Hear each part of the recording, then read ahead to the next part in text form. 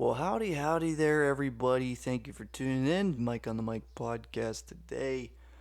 We're doing an unfiltered Friday episode, which is our news show here. But to kick us off, we got today's Song of the Day with DJ Mikey D. spin our wheel here. We got Blackbird by the Beatles. Today's song of the day. You got to go ahead and give that a listen. Fantastic song, actually. One of the good songs that I know on guitar. Actually, let me give you a little demo. Alright, let's give it a go. Blackbird singing in the dead of night. Take these broken wings and learn to fly all your life.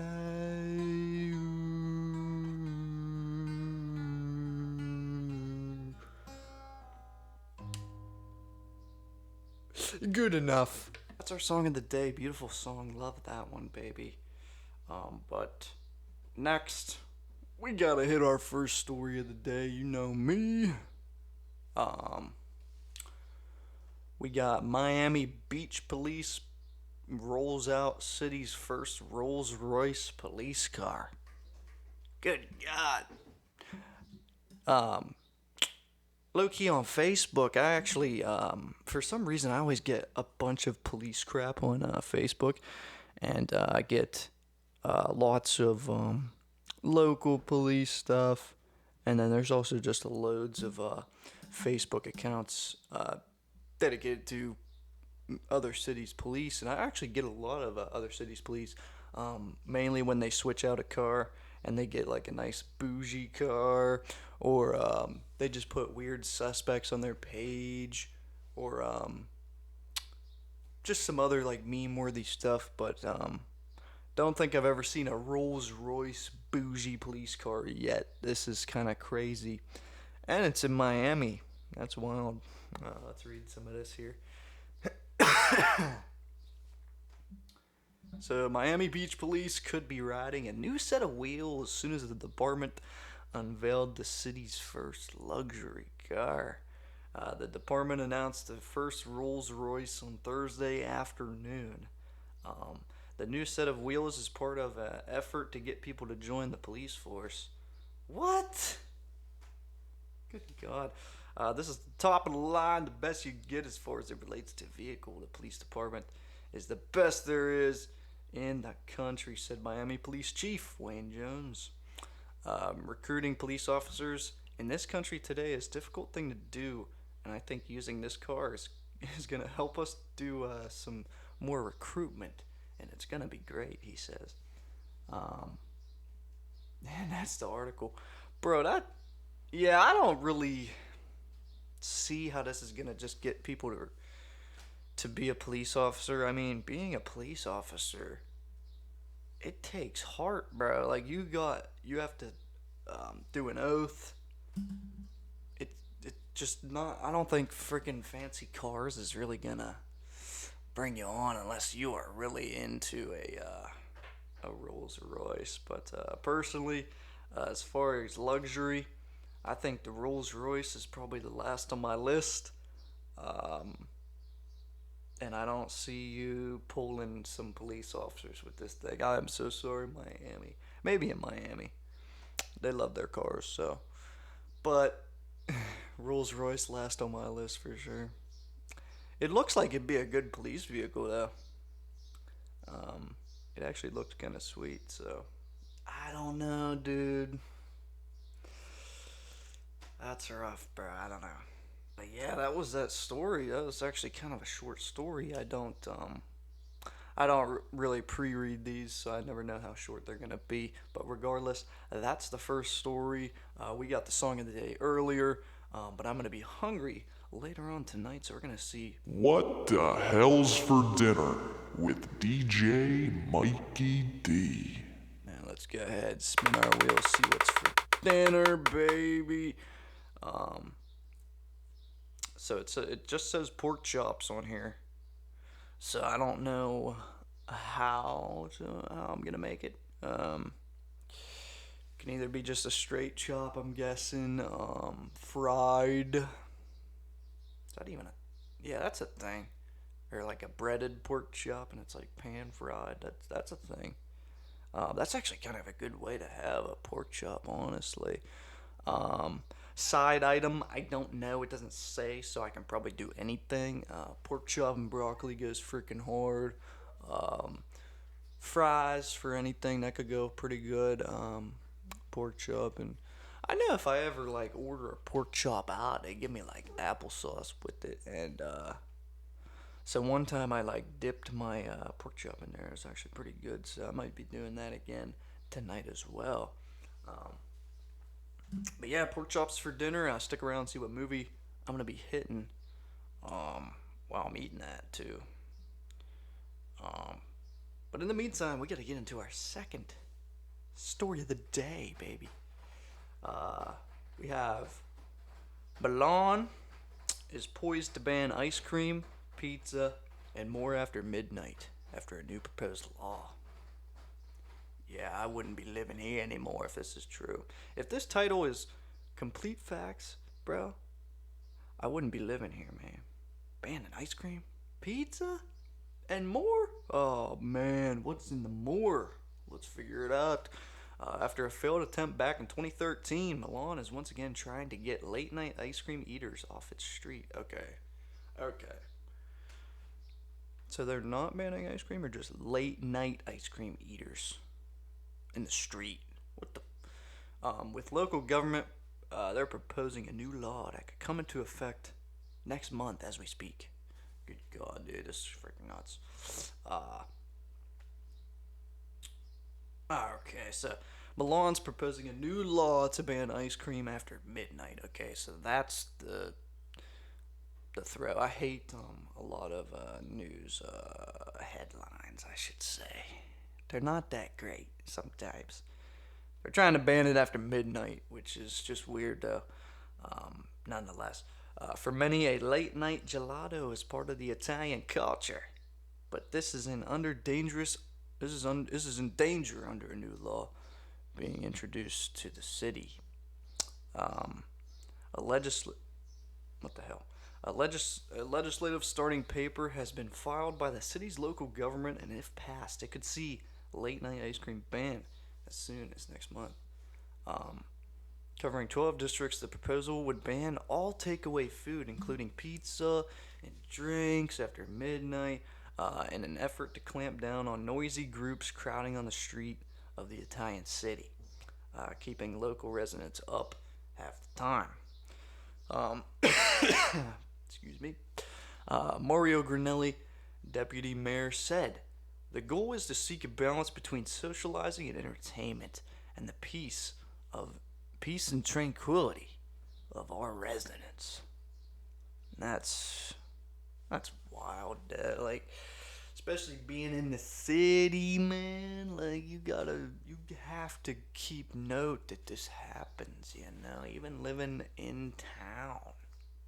Like, if you're living in your local town and there's bars on the strip, like, you know it's gonna get a little noisy. I don't know if I agree with this really. This is kind of weird. Um, so it says the proposal could be effective mid-May. So yeah, like this must have been uploaded last month then maybe, and it could last until November. I don't know why it would last until November, but it would kick in at 12:30 a.m. on weekdays and 1:30 on weekends, so you can stay out a little later on the weekends and get your damn ice cream. I don't even see how an ice cream place would even stay open past 12:30. But I'm assuming so if it's keeping people up and stuff, so and getting ice cream and all that. Citizens have until early May to appeal. So yeah, this must have already went on there. I didn't really see the date of this, but the proposal would apply in the following areas: um, Nolo, Lazaretto, Melzo. I'm Italian. I don't even know like how to pronounce these. Isola, Sarpi, Via Casireno, Arca della Pace, Oh my god. Como, Galatini, Porta, Garibaldi, Brede. I don't know. Uh, Tissanese. I think I've actually heard of that one. And Darsina Navigli. God, man. I'm Italian, dude. That's upsetting. However, this is not the first time Milan has tried to ban ice cream after midnight. They tried before back in 2013, and then Mayor Giuliano Pisapia tried to implement similar measures, but after a fierce backlash, rightfully so, I believe, including a reported Occupy Gelato movement. Yeah, that's. Yeah, I could see some backlash from this just because it sounds so stupid. Like, who cares? But like, people, I could see on a weekday maybe, like people just going out and getting late night ice cream and causing a little bit of noise. I mean, that could be annoying, but it's also like, dude, you're living in the city, bro. Like, there's businesses there. They're trying to make do, and the weekends, it's like, dude, it's the weekend. Like, freaking chill out. And that's what I tell my neighbor too. Like, he makes some noise on the weekend, right? And I'm like, dude, it's the weekend. Like, I don't care, brother. You know what I mean?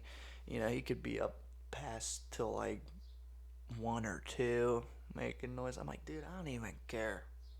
2 a.m. on weekend. That's half the time when I go to bed. So I was like, "You're fine, dude." But anyway, um, he was reported as having said after backtracking, "People can eat ice cream day and night anywhere they like." Is what he said, but it just totally defeats the point that he's trying to make, that he's trying to do in Milan here. I don't know, bro. Yeah, I don't know about this. It's just it's just dumb. Like, you're gonna have a hard time with something like this, I believe. Um, it's a losing battle. There's more important things going on than a little bit of noise on a weekday or weeknight, or weekend. In my opinion, it's kind of just. This is just a nothing burger of a law. That's my opinion on it. But we know what I'm having for dinner. Um, so Let's hit the let's cinemas. see what movie I'm gonna be watching here. With my pork chops, I'm gonna be watching The Valet. I've never seen it, but I'm assuming it's about some valet. Might even be a comedy movie. I'm not sure. I think Emma Stone's in it. Is that who that is in the front there? But I'm gonna be watching The Valet. Never seen it before. I don't know if it's on anything, but I'll try and find it. Get a watch on that. All right. Third and final story, folks.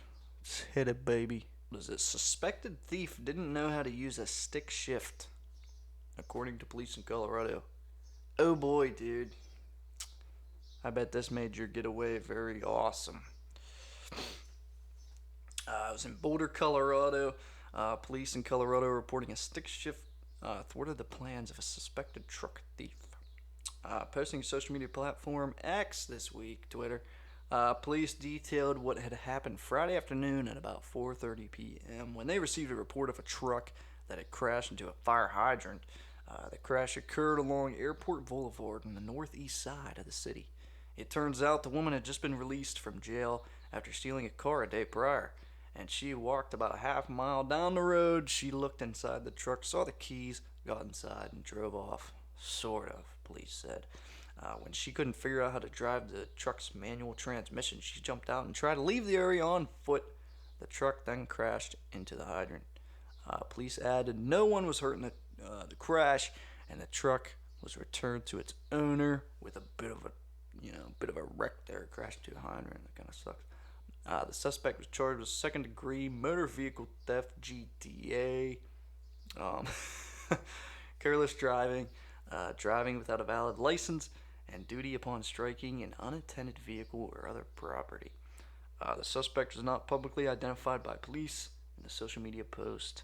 Not a standard recommendation for car prevention. But this past Friday, a stick shift kept a thief from getting into the car and stealing it, opposed to ads.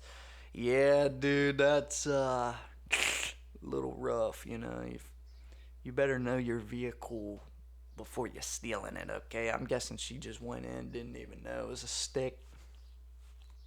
Tried slamming her on. Well, I don't know how you don't know if it's a stick or not because they got the crazy shifters, the 1, 2, 3, 4, 5, all the gears on it. Um, doesn't have a drive mode. You can't just put it in drive mode. Go. Okay, you gotta freaking do your thing. Hit the clutch. Um, and I'm not even that good at standard, but I tried once. My dad's Mustang. I only recall stalling it like 3 times, which is still fucking bad. So that's what I tell anybody. If anybody asks me if I know how to do stick, I'm like, nope, kinda. Okay, just kinda, because I didn't do too well on the first try. Um, but I feel like if I did it more, I'd be get kind of get. What the hell is wrong with me? What the hell is wrong with me right now? I feel like if I try it again now, I could be good at it. That's what I was trying to say. What the fuck's going on with me? But yeah, that's the final story of the day. I feel like I can get good at stick though, for sure. I gotta try it. Definitely not gonna steal one though. I'd have to call a friend for that. But yeah, that's gonna do it for today. Mike on the Mike podcast. Hope you had a good time. Hope you love these stories. They were kind of short, sadly. I'm sorry about that. But be sure to subscribe to the YouTube if you are not already. Hit the podcast platforms that we got that we're available on.